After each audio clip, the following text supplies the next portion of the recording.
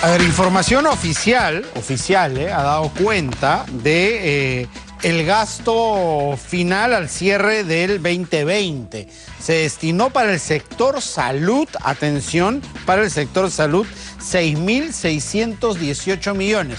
Eso en los tres niveles de gobierno: el gobierno central, los gobiernos regionales y para los gobiernos municipales. Y de ese total hay 681 millones, poquito más del 10%, que ha sido devuelto. Hay regiones que han estado en ejecución por sobre el 90%, casi llegando al 100%, y hay otras que se han quedado en el 78, 80%. Ancash, por ejemplo, está en esa situación, 78% de ejecución, 20% del presupuesto no ha sido ejecutado, igual la región Cusco, que ha llegado al 81%, son de las más bajas. Vamos a hablar de este tema porque en una coyuntura de pandemia entendíamos que el presupuesto iba a faltar, ¿no es cierto? Y que tendría que ser ejecutado al 100%, pero eso no ha ocurrido en todas las regiones del país. Vamos a hablar de ese tema con César Neves, que es director justamente de la Maestría en Gerencia de Servicios de Salud de la Universidad ESAN. César, ¿qué tal? Bienvenido nuevamente en Contacto. ¿Cómo estás? Buenas tardes, Juan Carlos. Un gusto estar contigo y con tu teleaudiencia otra vez. Veía el registro y hay regiones que han logrado gastar bien, es decir, un buen porcentaje del presupuesto, por sobre el 90%, y hay otras que sí se han quedado un poco rezagadas. ¿Cómo analizas tú las cifras? Bueno, yo lo pongo en un contexto más amplio, ¿no? Yo creo que, si bien plata siempre es necesaria, no creo que haya sido el gran drama, ¿no? Si lo ponemos en perspectiva otra vez, en el año 2010... El sector salud como función tenía un presupuesto de 6.700 millones de soles.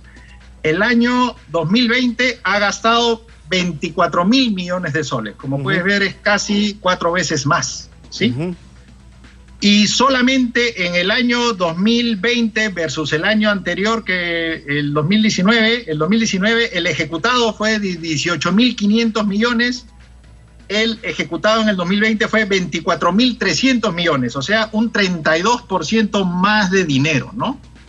Entonces, bueno, yo diría, en principio, wow, han podido ejecutar 30% más o menos con la misma gestión. Entonces, en términos de plata, diría, han ejecutado muchísimo más. Ahora, claro, la mitad del presupuesto lo lleva el gobierno nacional y casi el 45% los gobiernos locales, ¿no? Que, como sabemos, pues no tienen la misma capacidad de gestión probablemente, ¿sí? Y el volumen de gasto en cuanto a personal versus inversiones reales, ¿cuánto es? Porque ahí se puede ver mucho, ¿no? Finalmente ese gasto fijo que se va en pago de planillas, por ejemplo, versus la inversión en mejora de infraestructura, a veces es engañoso, ¿no?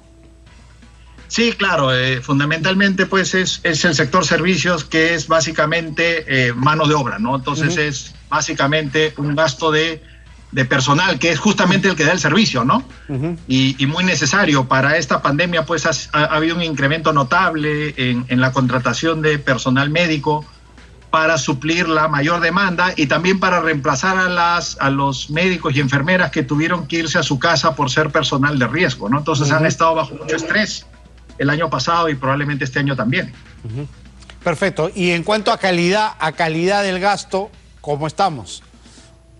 Yo diría que ese es para mí el gran tema, no tanto los recursos, que como vemos somos un país pues de medianos ingresos, y la verdad, como política de Estado y como política de gobierno ha crecido muchísimo el gasto en la parte social, sobre todo en salud y educación, ¿no? El tema está que también se gasta, y ahí yo sí tengo mis serias dudas acerca de si lo que estamos gastando estamos obteniendo el resultado apropiado, ¿no? Ahí sí yo creo que tenemos problemas, ¿no?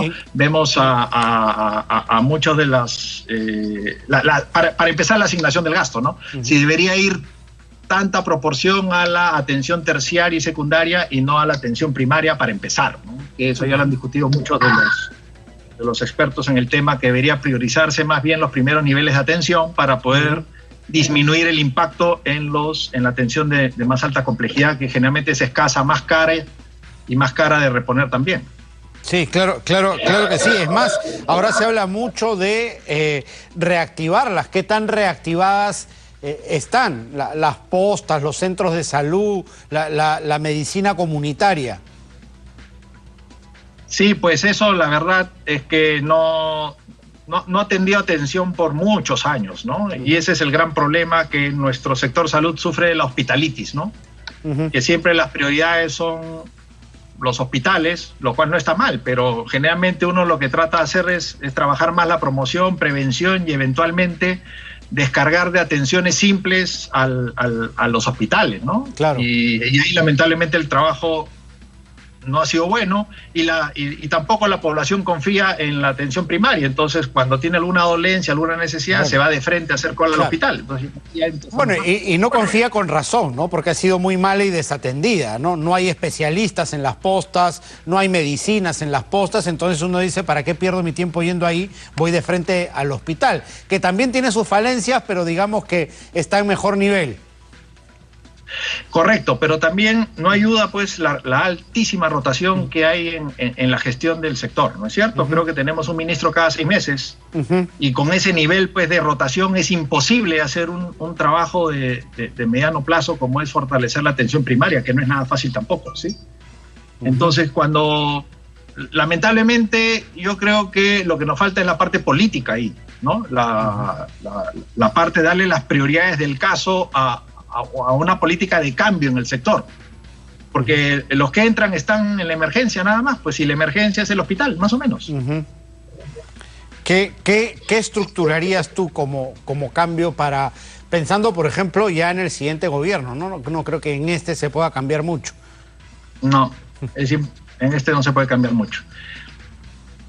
Bueno, ahí debería empezar porque todas las fuerzas políticas se pongan de acuerdo en que el sector necesita un cambio drástico, ¿no? Y ponerse de acuerdo en que la gestión que asuma pues va a durar, ¿no?